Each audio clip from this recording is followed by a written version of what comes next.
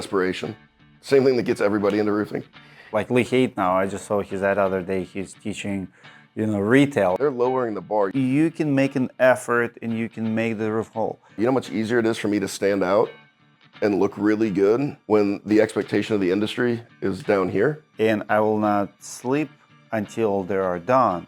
You wake up, and because you have that discipline built in. Isn't seeking money, it isn't seeking wins, it's seeking truth. The more savvy I get, the more I separate from my competition. It makes your job harder. Yes, it makes it harder, but I think they're ultimately doing guys like me a favor. Doing the right thing is always the right thing. And I'm not trying to be a tough guy here. I love the challenge.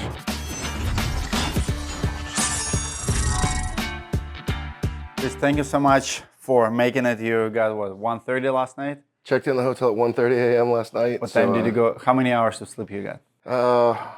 Well, I should have got more. I probably got 4. I woke up at 5:30. Probably over just being excited, not being able to sleep in a new hotel, things like that. So I'm running about 4 hours of sleep. It's hard to sleep in the hotels. It is. A little bit harder than, sometimes you can sleep if you're super tired and exhausted. What did you teach in Dallas? So in Dallas, I was doing a class for Owens Corning. So I'm on their speaker tour for their Owens Corning University. And so this is just my 3rd one that I got to do for them. And so they asked me to do a split session where basically the first 2.5 hours was on claims and the restoration side of the business. And then this after lunch, it was all on retail. What changed most about winning insurance claims in this market? I open every class and I ask people how long they've been in the industry. And I ask people, raise your hand if you've been in the industry before 2020. And obviously there's a reason for that marker, right? That's COVID. That's the Black Swan event. That's when things really changed. And I joke that before 2020 is what I call the happy times. And I tell people that if they're newer to the industry after 2020 to be glad, because they won't remember those happy times, because us old guys in the industry are frustrated, and the worse things get, the harder things get, the more we resist them and the more we are just frustrated and emotional about it. And those guys that are newer to the industry, this is just the industry that they know, and so it just is what it is. But having the emotional stability to operate in what I call the new game is really tough for a lot of guys out there. How did you adapt when you saw approval rates drop, and did you ever consider switching to retails with all the changes? I didn't really focus on retail really until about a year ago. I just think that any well-rounded company needs to be doing commercial and needs to be doing retail. I like the restoration side of the business. I'm a very competitive person, and it's harder, to be quite honest. It used to be easier, right? In the old game, the retail guys would make fun of the storm guys, and you don't know how to sell, you just know how to give things away for free. And I think now in the new game, it's quite the opposite. Retail is so much easier. And as long as you can dial in the marketing and lead gen, marketing's a lot faster, and I think a lot easier. And so I enjoy the claim side because it's very challenging, right? I'm a problem solver, and dealing with claims these days, there's a lot of problems. And so it's very energizing. I actually almost sold my company in 2021 because I was just bored. It was just rinse and repeat, and everything was very easy, to be quite honest. And it was just really, really boring. And so when COVID hit and things got very, very tough, it really reinvigorated me, and I'm having more fun now than I really ever have. Love it. So what a must-have system in this new game. And it's interesting that you said that it used to be easier to do insurance, and now it's easier to do retail. And I see a lot of, that's kind of also new thing in the coaching space. Like everybody's, like Lee Haight now, I just saw his ad the other day, he's teaching, retail. Everybody's doing retail and coaching retail, and they don't know what they're getting into either, because it's not that easy. I think that retail, if you can dial in a sales presentation, and I mean, the class that I taught in Dallas yesterday on the retail side was about a consistent customer experience. And I think that a big failure point that we have in retail is that if you're a company and you've got 8 sales guys, they're giving 8 different expectations, they're giving 8 different experiences. And that's problematic because people want to receive what they thought they were going to get. They want the comfort of knowing that the example I use is that why is McDonald's so much more successful than Burger King or Wendy's? And in my opinion, one of the main reasons is you walk into a McDonald's in any state in the country and you're going to get the exact same product. And there's a lot of comfort in that. And so I think that on the retail side, that's a big thing that people are missing. And again, when it comes to retail, like you got to have swings at the plate. But even a terrible salesperson is going to close 20 to 30% of theirs. So if you get enough a numbers game, you get enough swings at the plate, you're going to do okay. And it's much, much faster. But if you can dial in a consistent experience, I think your numbers go up drastically. How do you train today reps for this longer claim process? That's a great question. The claim life cycle has gone from a week or 10 days in the old game to an average of probably 90 days or more. If you're dealing with some of the more difficult carriers, those are 4 to 6 months. And so a lot of guys, if you're on commission only, are going to starve before you ever get going. It's very hard to build a pipeline. And so I think that's another reason why you got to be proficient at retail, because it's faster and that's going to get you guys your commission checks and keep them in the game. The biggest thing for training in Master Your Craft, which is the consulting company that I have with John Cenac, we have a list of core principles, and the very first one is slow down. And the number probably 4 is emotions kill claims. And a lot of what I teach is to be successful on the restoration side of the business, you have to be objective. You have to detach emotionally, because if not, you're going to get very, very frustrated and the burnout comes very, very quick. So the number one thing that I would tell somebody who's new to the restoration side is to make sure that you have an objective perspective and that you're not taking this personally, that you're not investing your emotions in it, and that you're able to detach and at the end of the day go home and not take that frustration home with you. How do you balance running at your service roofing with training others? Because you still have a roofing company, right? I do. And how's that comes together? So I have my roofing company, which is At Your Service Roofing. We're in Cincinnati. We also have a location in Cleveland. And I foresee us opening a few other locations in the near future as well. I have the consulting company with John. I travel and do the consulting on the road and private trainings and classes. I also have 4 other companies. I also have a wife and 4 kids, and I coach football. And so you asked me, how do I balance? And I would answer, I don't. I don't really believe in work-life balance. I don't have a problem with work-life balance. If someone says that's important to them, then good, that's important to you. You should make that a staple of your life. I get bored very easily. I would say that my biggest fear in life, outside of losing my loved ones and the obvious things, is boredom. And so I like the chaos. I like running 1,000 miles an hour with my hair on fire. And so I don't really balance it. I just grind. How do you test ideas before you teach them? Absolutely. That's the beauty. I have a very, very unique perspective and a very unique opportunity, because most of the trainers in our space were in roofing. Some of them owned roofing companies, but very few, if any, other ones that I can't really think of any offhand that own and operate a roofing company and also do the training. But I also do consulting, and I've had private trainings and been pretty intimate with hundreds of roofing companies.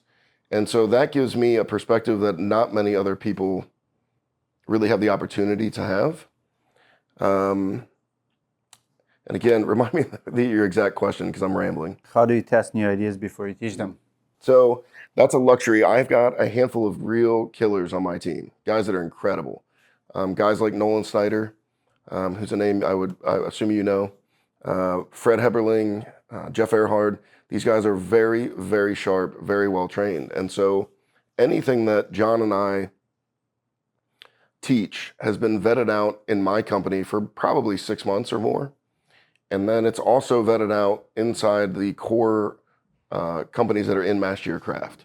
The guys that we know are very, very sharp and have a real deep understanding of our core principles and the rules to the game. And so we vet it out in my company, and then we test it out in 2 or 3 other companies, and then we roll it out in our trainings. How and why do you screen people for mastery of craft? I'll start with how.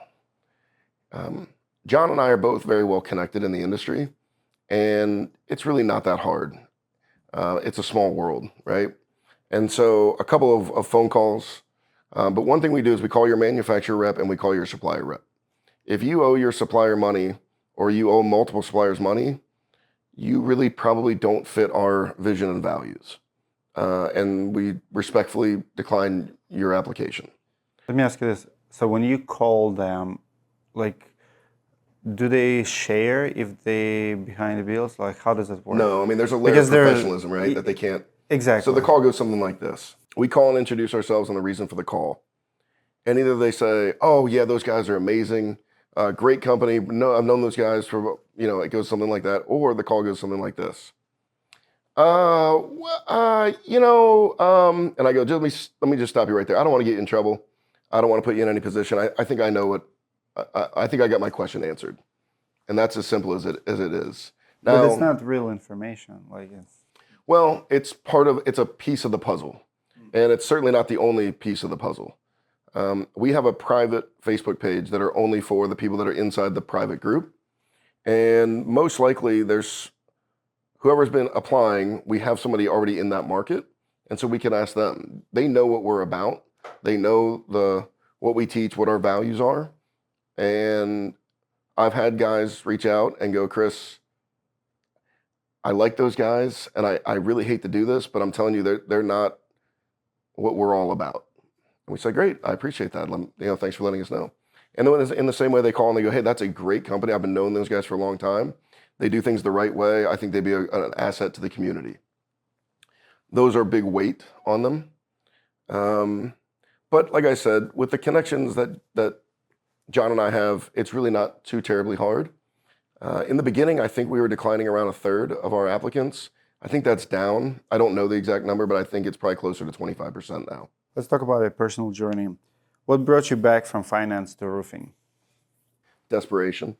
Same thing that gets everybody into roofing. So I went to a very nice private school, and I went to a good college, and I have a degree in economics. And my dad had a roofing and remodeling company. That wasn't his primary source of income. My dad was a pioneer in real estate investment, single-family residential investors. And when I got out of college, he said, Chris, I don't really want to run this company any longer. Do you want it? And I remember looking at my dad, who I'm he passed, but very close with my dad. And I looked him in the eye and I said, Dad, I don't want to be a roofer. I want nothing to do with that. I had many businesses. Like I said, I have 6 right now. I've probably had 20 to 30. My first business, I was 14. That's just the way I was raised. And some of those were failures, but I found myself, married with a kid or two and not where I thought I would be at that age in my late 20s late 20s. And I met with a consultant who's still my consultant today. At the time, he was just doing me a favor.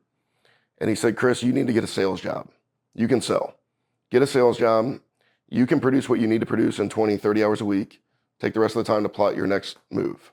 My brother-in-law had been trying to talk me into door-to-door sales and roofing.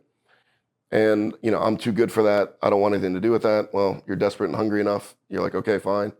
So I took my consultant's advice. I took that job and I sold maybe $1.2 million in about 8 months. And this is back when it was $260 a square. So I think that's probably closer, in today's numbers to $2.5 million. And went to him that winter and I said, hey, I'll build a team. I'm really good at this. We can really take this thing and ramp up. And he said, no, I don't want to do that. I want to stay, how it is. And then he looked at me and said, if you have a better opportunity, I suggest you take it. And I remember looking at him in my head, I thought, you are really going to regret saying that. And sure enough, he and I are friends to this day. He's a great guy. And I think he regrets telling me that. How does your economics background help you in this space? It doesn't. It doesn't. No, I don't think it does. My dad, any education, anything that I would say that my success, what success I've had, I don't really consider myself successful, but whatever success that I have had stems from my dad. He put me in private school. We lived out in the country. It was a half-hour drive there and a half-hour drive back. So I had an hour in the day, every day in the car with my dad, and he was constantly grooming me, constantly teaching me. And when I look back at any strength that I have plenty of weaknesses, but the strengths that I have, they all stem from those conversations and just the time spent with my dad. But education still probably helped. It does. I think college teaches you how to think. And I know that's a little contrary because, again, I'm old enough that was a long time ago. I don't think college still does. I think the right college does. And so it forms your social awareness. You go out and you're on your own, but you're not quite really on your own. And so there's a safety net there, and there's a lot of benefits to that experience. But I don't think I can tie much back to my college education. I think the college experience conditioned me and primed me for some good things, and there's value in that. Well, I would argue it's the same as an army school. It teaches you discipline, helps you, complete things. Like when I look at my kids, doing the paperwork and homework, what's not. Yeah, and they argue like, when I'm gonna need it. Like, well, you're gonna need it when your boss or when you have a project. Like right now, I have timelines that I create for myself, and I will not sleep until they are done. You wake up, and because you have that discipline built in, that hey, if I said I'm gonna finish it by December 1st, I better do. So you create, in school you have deadline for your paperwork. Now you have deadline for your taxes. Yeah. Or you have deadline for to create marketing campaign or whatever. And people who've never done anything that teaches them that discipline, now they're always behind. Yes. They're always behind on. Well, I'm still behind on my taxes. Well, it teaches you, consequences. Yes. Right. That there's consequences for your actions, and that your actions. Again, another core principle in Master Your Craft is proactive, not reactive. And I see a vast majority of our society that lives a very reactive lifestyle. And it kind of feeds into the victim mentality of these things are happening to me, rather than you going out and influencing your sphere of influence, your world around you. And so those things absolutely teach you those things. Why start Master Your Craft instead of focusing at your service roofing? That's another great question. I never wanted to be a trainer or a speaker. I still don't really want to be.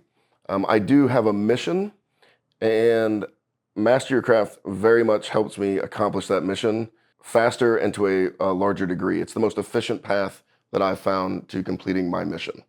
And so that's really why I do Master Your Craft. I would probably make more money. I mean, the money's good, but if I poured that same time into the business, I'd probably get better returns there, although I'm not complaining about the returns. It's helped me forge a real close relationship with John, and the things that he and I are doing behind the scenes that aren't talked about, that nobody really knows about, we're having a measurable impact on an entire industry. And I really can't do that from my roofing company. Maybe you can. There's some examples out there, but I think the biggest thing to me that keeps me moving forward is we're a little over 2 years in, and I can literally see like statistically measurable impacts that I've had on our entire industry. And that's a lot of fun, and that's kind of what fuels me. Absolutely. What's the proudest moment you have as a trainer? I had a guy call me and tell me, Chris, I want to thank you for what you do and how much you've helped. And I said, I'm no saint in this industry, and I've done a lot of things that I'm not proud of. And I think the guys that are in this industry know what he meant by that. And he said, but I no longer have to do those things. And now my wife and my kids are secure because I'm not in jeopardy of getting in trouble. And because I know how to do these things, I've got a skill for a lifetime, and I'm making more money doing it the right way than I was previously. And that one hit me pretty hard, because that's what John and I teach isn't seeking money, it isn't seeking wins, it's seeking truth. And doing things in an honest and objectively truthful manner.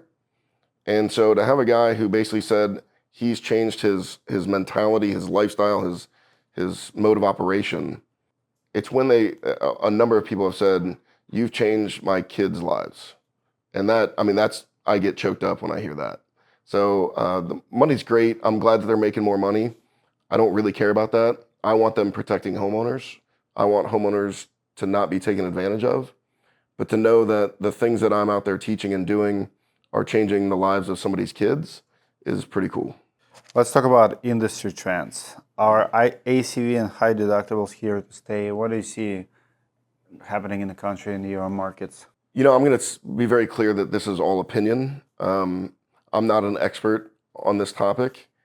I think that ACV is here to stay unless lenders decide it's not.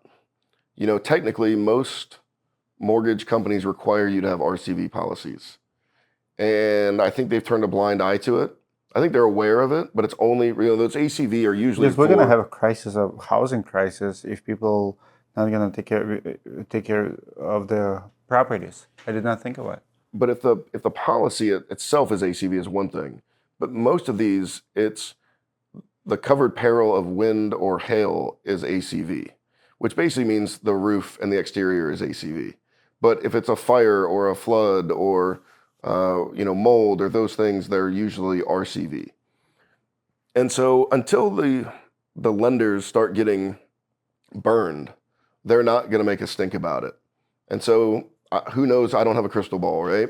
So if that happens, then ACV policies will change. I do think that the RPS is getting phased out. I don't think RPS will last much longer.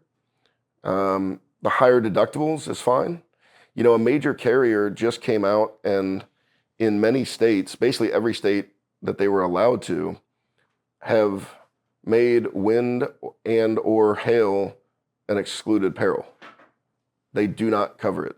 A major insurance company. Really? Really. I've seen the documents. It's done. I would say it's one of the two that you're thinking. State Farm or Allstate? Wow. So in many states, they literally, their policy is no longer, it's not a covered loss. Interesting. Very interesting.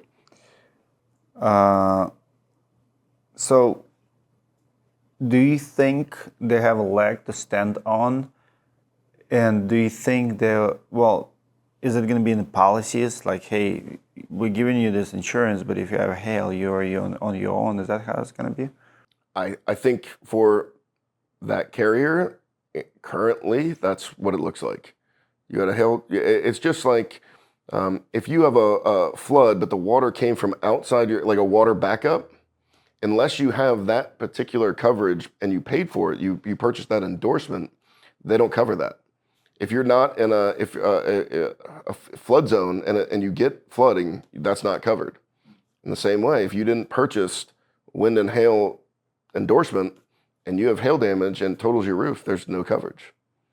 Now, again, I don't think that that's here to stay, but these things cycle. It takes minimum of 3 years, probably more like 5 years to cycle through, right? RPS has been here for, probably saw my first one 7 years ago, but they weren't really common until a couple years ago. And again, I think that they're already starting to get phased out. So you kind of see what that claim, or I'm sorry, that policy life cycle looks like. And I think we'll probably see the same on this front. How much vandalism do you really see happening in the industry? I did Tim Brown's podcast a year ago, and he asked me the same question. And I remember pausing and having a little attorney in my voice saying, "Don't answer this, Chris, don't answer this." And I did anyway, so I will today anyway. This is just my opinion.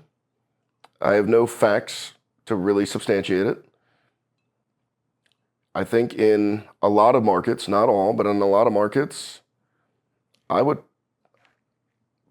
put the claims of non-legitimate damage at over 50%, closer to 2/3. Is that mainly crisping, or is it crisping probably more? Let's do a split between hail, fake and hail damage and wind damage. 80-20? 90-10? I think it's predominantly faking wind damage. Wind damage. But hail, they know how to do that too. I'll tell you a story. There's a company that I know, and I have secondhand knowledge, meaning the person that told me this has direct knowledge. That when you go through training and you get out of training, your gift to say, hey, you've graduated training is you get a thimble. Are you familiar with what a thimble is? It's a little metal thing that you stick over your finger, so when you are sewing, you don't poke yourself. Mm-hmm. So what would a roofer need a thimble for?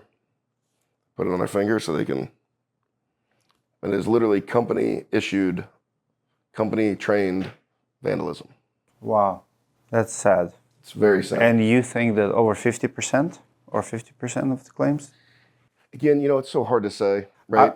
I think, in my opinion, what I've seen, even if you go on YouTube and you see all the, skies falling, we have to replace this roof, right? I would say it's definitely sounds about right. 50% of the claims that we're filing shouldn't be filed because roofs are repairable. You'll have, just not enough damage, like 5, 6 here, but you can repair it. You can make an effort and you can make the roof whole. You can certainly make the effort. What I teach is the concept of sandbox, which I've stolen from Mike Goldenstein, who's one of my all-time favorite guys in the industry. I love Mike. Shout out to Mike Goldenstein. Amen. Used to be my GF rep, the best rep ever. Love Mike. And so he's talking about this concept of staying in your sandbox.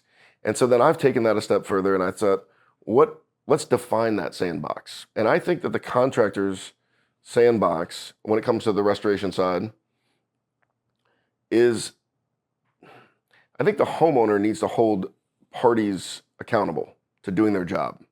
But as a contractor, I'm not party to the claim. I have no authority in a claim. My job as a contractor is to hold the scope of work accountable to being code compliant, resulting in a quality workmanship-like manner using industry best practice. That's my opinion. I'm not doing work that doesn't meet that 3 levels of criteria. So can roofs be repaired? Absolutely.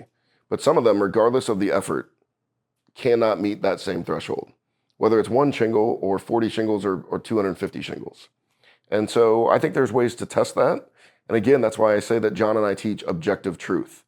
If you go out there and attempt to repair, that's not objectively truthful. If you go out there and purposely, truly try to repair the roof, and there are failure points, regardless of the age of that roof or the condition, it is what it is. There's nothing to be controlled about that. And then the homeowner's left with a roof that is still damaged. You replace the 6 wind damaged shingles, but now they have 15 partially damaged surrounding adjacent shingles. That's not their pre-loss condition.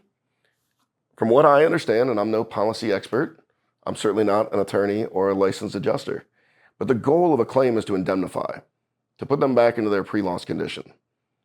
And before the claim, or before the storm, I should say, they had no damage. And so if fixing the damage results in other damage, they haven't been indemnified. And, again, I have no authority for that. That's just my opinion. What's the worst damage you have seen that was man-made? With my own eyes? Yeah. I mean, I had one I remember doing, it was a hip roof. And there was 10 to 15 creased shingles on all 4 sides. Now, wind and storms do crazy things. And I've seen storms come from the north south, which is unusual, but it happens. Never seen a storm go from east to west. And so for there to be damage on that is pretty alarming. There was also a tornado that came through very close to my home. And my right-hand man and I are on a roof, and we see another roofer about 6 houses down in a cul-de-sac. And he's sitting there and he's creasing shingles. And he's doing it on the east slope. And my buddy yells over, basically says, hey, dummy, if you're going to do it, at least do it on the right slope.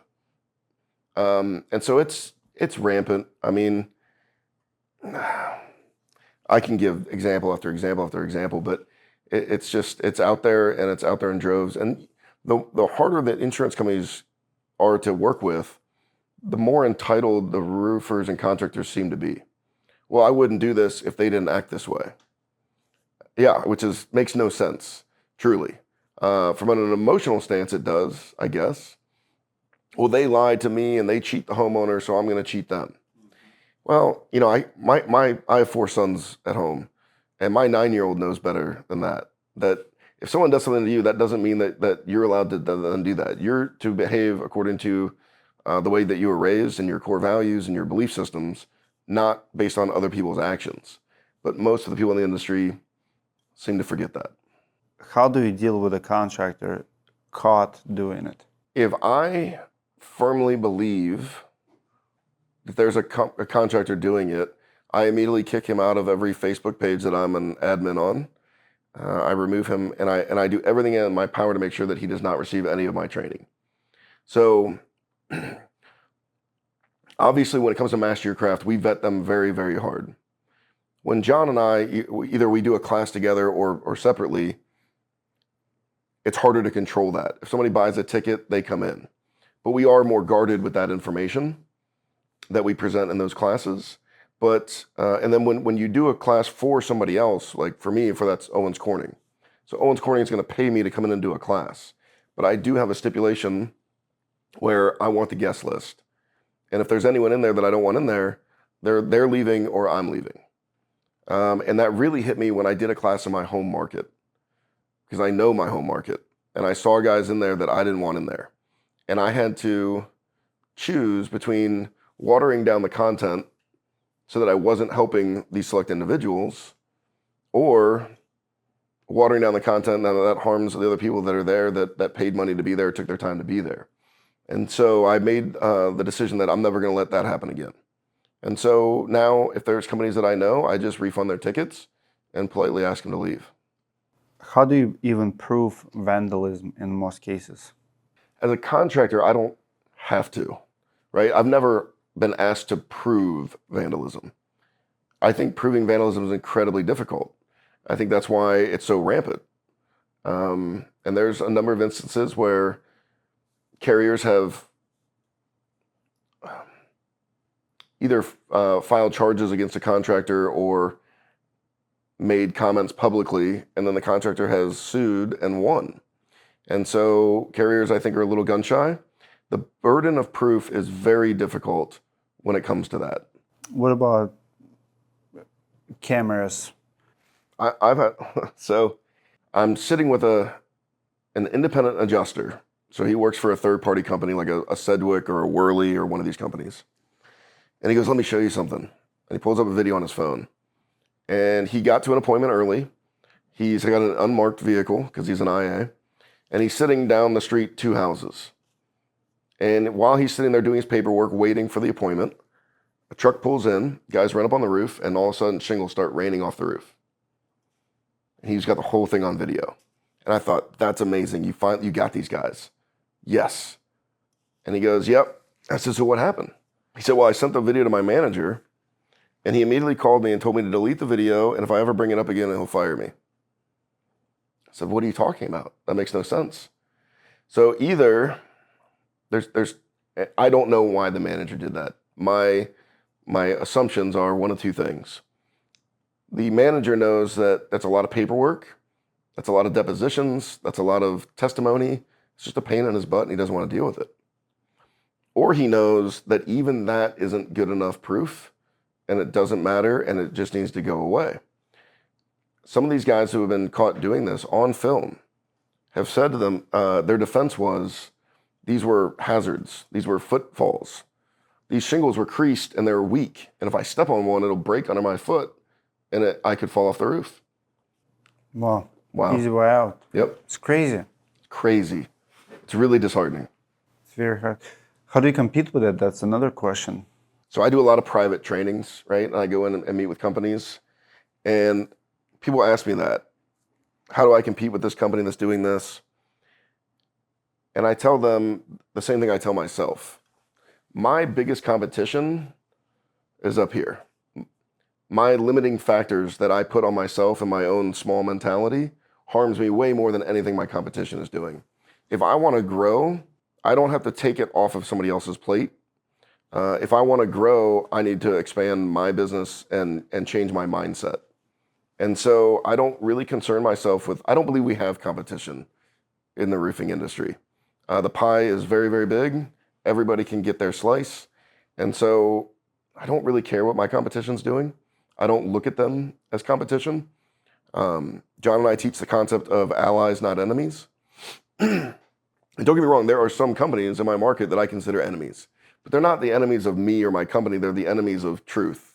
That's what I meant. I didn't mean compete like how do you go against them. I meant how do you stay in business where contractors give all of us such a bad name? How do you, you're a good guy, I'm a good guy, and other two guys are doing this kind of crap. Yeah, I think they're doing us a favor.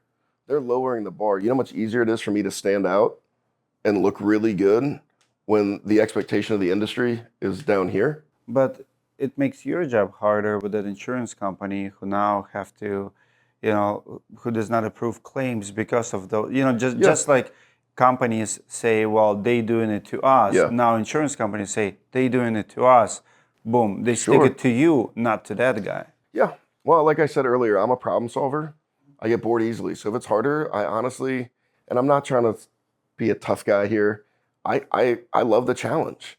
I like working with the carriers that are more difficult because it's more of a challenge. And so it has a harming effect on the industry. There's no doubt, but there's outside of my control. There's nothing I can really do about it. Now, granted, from my platform, I do go out there and preach against it. And I let people know. I mean, yesterday in the class that I was just teaching, I'm inviting people to apply for Master Your Craft. And I'm very clear. Here's why we have an application process. Yes, we want to do this. Yes, we want to do this. But the number one thing I'm looking for is, do you vandalize? And I'll be damned if I let you have my content if you vandalize. And so, I can get that message out. And it's certainly changed some people's opinions, like the story I told you earlier. But ultimately, that's just not something I can really control. So you got to focus on what you can control, building systems and processes. The harder it gets, the more savvy I have to get. The more savvy I get, the more I separate from my competition. So yes, it makes it harder, but I think they're ultimately doing guys like me a favor. I agree. I don't know who need to hear this. I rarely share my opinion when I interview and guests, but here's my take on it. I've seen many, hundreds of companies who you look at the numbers and it does not make sense how they can be losing money. The sales there, the market is there. And I believe in the blessing in the business. Doing the right thing is always the right thing. And I believe with the companies who get to that level, who, like the Bible says, if your weights is not right? Mm-hmm. So when you have to fake the damage, I don't know, buy reviews or doing something super unethical, you will lose, not on that job. You might get that job, but you will not know why you're not successful. And this is my message to everyone. You need to stop doing the things that you personally know that is wrong. My pastor used to say, you guys don't understand what blessing is. When you're a blessed person, your shoes might last 10 years. And you might have truck that breaks every year. And I've seen guys, brand new trucks, and it's in shop for 6 months with bad engines. You just don't know what you don't know. Amen. And I believe in it. Absolutely. I believe in, you can call it karma, you can call it blessing, but when you do that kind of stuff, one way or another, you're not going to be successful. Scriptures say that, when you give to the Lord, he returns it tenfold. And I don't think that's meant to be literal financial tenfold. That blessing might be in health, it might be with family, it might be in experiences and happiness or whatever. But I think it also includes financial. So I got the honor of doing a keynote at RoofCon last year. And so when Hunter invited me to do that, he asked me, I don't want you to speak about roofing per se or the restoration side of the industry. I want you to deliver a message. And that's not what I'm used to doing. And so I thought long and hard about, okay, this might be the only opportunity I have to have a larger stage, so to speak. And what do I want to say? And so my entire message was about that, doing the right thing. This industry is incredibly short-sighted. When the people do the wrong thing, I don't think it's because they're bad people. I think it's because they have a scarcity mindset. They're in a rush. I want it today. I want that shortcut. I want that quick fame. I see it on social media, all the Lambos and all the Rolexes and all the blah blah blah, and they want that, and they don't want to wait for it. They don't want to earn it. My son texted me yesterday on the plane. He's been in football. He's an eighth grader, and he's been a lineman his whole career. He doesn't want to be a lineman. Who wants to be a lineman? He wants to be a running back. He wants to be a tight end. And in eighth grade, they just made him a tight end. And the coach gave him this really nice message about how last year when he asked to be a tight end, they said, no, we need you on the line. And he didn't complain. He didn't whine. He just did his job. And that was part of the reason why. And I texted him back and I said, how does it feel to, and in all caps, I put earn it. And he goes, it feels so much better than I ever imagined. See, if he would have been given it last year, it wouldn't have tasted as sweet. But because he earned it, it tastes really, really sweet. And it's the same thing in business. When those guys take those shortcuts and they vandalize roofs, or they don't pay their taxes, or they bail on their suppliers, and they go bankrupt and shut down the company and pop up on a different company next year, even if they get the success, it's not going to be sweet. They're not going to really have earned it, and it's just going to be an empty feeling. And the guys that do things the right way, that play the long game, that are more worried about their reputation than their bank balance or their flexing on social media, those are guys that at the end of the day die very, very happy. I agree. Really well said. 100%. Have you ever have to walk away from a big account over ethics? Yeah. Yeah. In my roofing company, no. I mean, I've walked away from jobs, but no job that was that big of a deal. I've fired customers plenty of times. In consulting, oh yeah. I've had very lucrative offers. I've been offered like influencer deals, right? Where you get a percentage of the company for no financial investment just to be an influencer, to talk good about it on social media, to, you know what I mean? And I want to be clear to anybody watching this, like not every time I've turned one down is it because of ethics. Sometimes it just wasn't, it was a bandwidth issue or it just wasn't the right fit. But some of those were very much, and some of those are, I mean, you're talking about a small percentage, but a percentage of a company just to talk good about them on social media and go to their dog and pony show. And it's a pretty good gig. But okay, so going back to the RoofCon, I met with my pastor every Monday morning for breakfast for 8 years. It was one of the great experiences of my life. And he told me, Chris, when you're having a tough decision in life, sometimes you want to do the right thing. It's almost harder to know what is the right thing than it is to actually do the right thing. And he said, you need to ask yourself 2 questions. What do I know of God's character? And what do I know of Scripture, of the Bible that speaks directly to this? And that'll answer your question. And so I've converted that into business. And so when I have a business decision, I ask myself 2 questions. Which decision best aligns with the core values and the mission? And then which decision is best for the long-term health of my business? And if you ask yourself those 2 questions and you answer them honestly, you get instant clarity. And then the hard thing is just doing the right thing. But at least you know what it is to do. And so I ask myself those 2 questions. Does this help me accomplish my mission? Or does it just help my bank account? And so that's the barometer, the threshold that I use to make those decisions. What's your message to the contractors bending the rules today? It's not going to get you what you think it's going to get you. It's so much sweeter to earn it, to sleep at night. I want to say, well, you're harming the industry, but there you go, who cares? I'm just a small fish. I'm just this. And I get that. They can justify that. Depending on your religious beliefs, like you're going to stand account for what you do in this world, I believe. And if you don't believe that, fine, that's okay. But a lot of the roofing industry is pretty, Christian beliefs, right? And you're going to stand account. And I hate to stand in front of the maker of the universe and stand account for damaging roofs for a couple grand. It's just literally not worth it. So just like I say in Master Your Craft, slow down, just search for objective truth, do the right thing, and you're going to find that you're much happier and much more successful. It's just going to take a little bit longer. What's the biggest myth in insurance restoration today? Storm guys can't sell. When the retail guys go, you guys don't know how to sell. I go, that's funny. See, you sell to a customer. Imagine selling to that same customer, but also having a third party who's going to pay for it, and their sole intent is to sabotage your sale. And by the way, that sale is going to take 4 to 6 months. And you're telling me that that's easy? Selling in the claims side of the business is extremely difficult these days. So much so that I don't know if new people to the industry are really capable. You know, I used to have a rule in my company that I wouldn't hire anyone from inside the industry, outside of my production guys, crews and my production guys. They need to know. But they're going to come with bad habits and everything else. But these days, I don't know how you bring somebody in who's a school teacher or whatever and tell them, go knock doors and you'll get some sales in 4 to 6 months and start earning a commission. And I don't know many companies that can float training pay for months and months and months, knowing that 2/3 of the people are going to wash out and they're not going to get their investment back.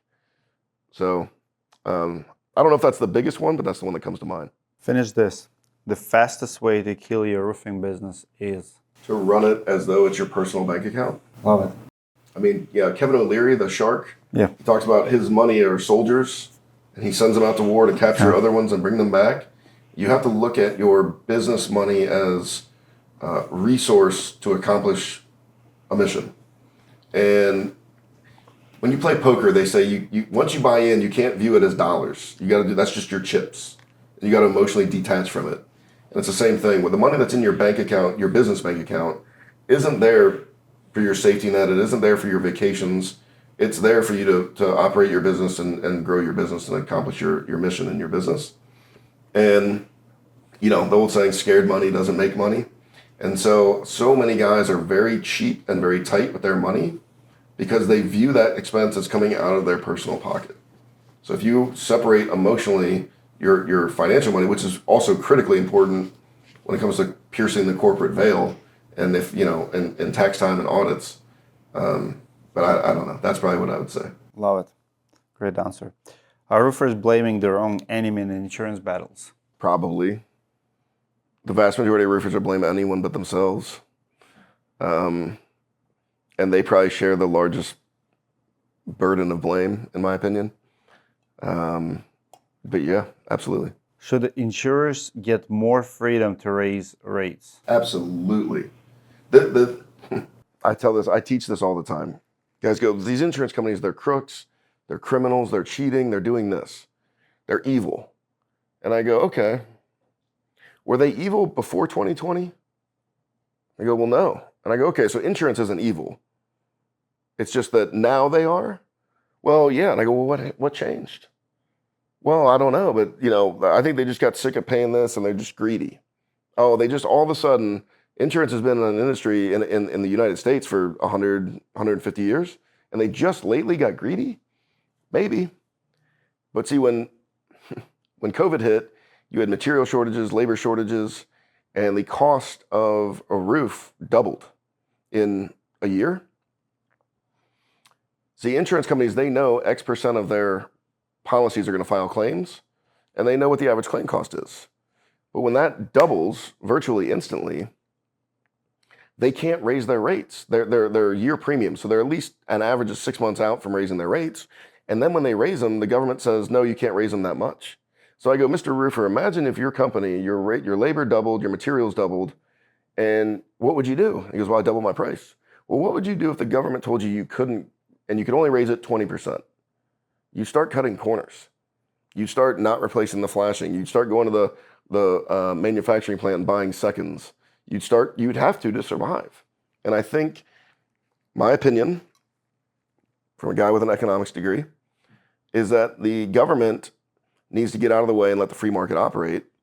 And that would solve all the issues that we have in it.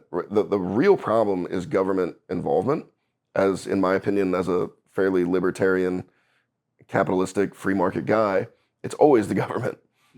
Anything they get involved in is going to have a negative effect on what they're doing. And so I can't blame the insurance companies for their behavior. They're hemorrhaging money. If I was in their situation as a business owner, I would be very concerned. So I often say that if tables would flip and the roofers would be in position of insurance companies and decisions and how they run a business, it would be way worse. way worse. Way worse. That's right. When they say like, oh, they're greedy, but are we not? Like, That's are right. you not? Now, I do want to clarify that I don't think that excuses the behavior, Of course. right? Like they're still, in my opinion, operating outside the bounds of the contract. They're not operating in good faith on a systemic level. And I feel sympathetic, but it's still no excuse for what they're doing. They still have to do what's right. That's right. 100%. Last question. What's the one skill that matters the most in the next 5 years? Let me answer that 2 different ways. The skill that's the most important, I think, is the ability to communicate. John Cenac often says in class, if your knowledge is a 9 and your communication is a 4, your skill level is a 4. And I believe that wholeheartedly. I believe that there are trainers out there that have amazing content, but they don't know how to communicate it, and so it goes unnoticed and unheard. And the next 5 years is the hard part there, because I'm not a sky is falling guy, but AI is pretty scary. And I can envision a world in the next 10 years where virtually every job is replaced. I don't know what skill you would even need.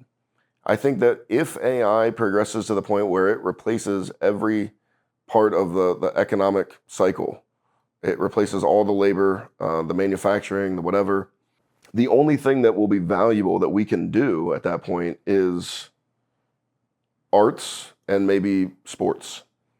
Painting, philosophy, music.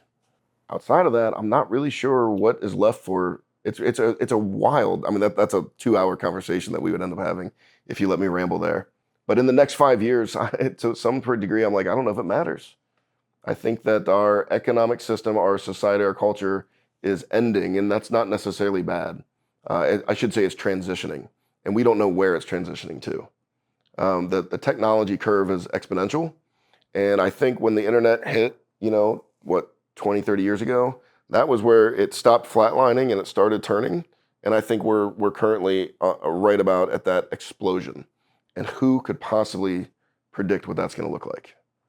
So in the next 5 years, I'm not sure it matters. Love it.